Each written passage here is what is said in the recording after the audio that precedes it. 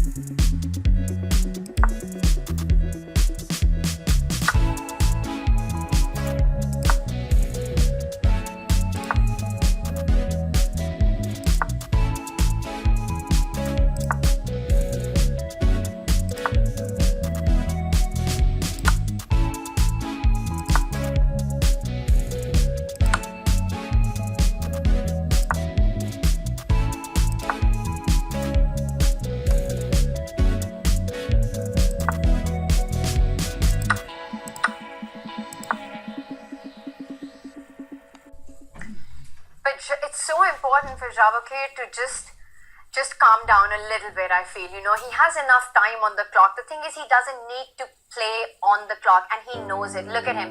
He takes a breather, he pulls himself together, takes a sip of the water, and these things can be messed up so quickly because of that adrenaline, that push that you have to make quick moves. Javokhir knows he's done the hard work.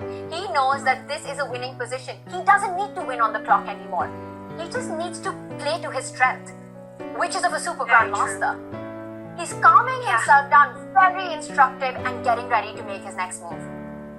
Super instructive, and this is how a very experienced player would play. So the fact that at the tender age of 20, Javokhir Sindarov, in a clutch moment like this, at the most high-stakes event of his career, he knows that he needs a moment to pause, get some water, take a few deep breaths, and then take in the position. Do not make any rushed moves. Try to calm himself down. Even if a lot of those excitements are a positive emotion, he must be feeling the win already, but he knows that he still needs precision. He gives a check with the queen. The king goes back into the corner. Fabiano Caruana down to a minute with 6 more moves to be played. This is a winning attack for Sindarov. He could play, for instance, bishop d4 check to trade that bishop, get his queen onto the long diagonal, and then threaten h6 as well with a checkmate attack, or rook to g5. Everything is against the black king, and I think this is what's about to happen. Bishop d4 check, winning move by Sindarov, and this attack has to be closing the curtains soon, unfortunately, for Fabi.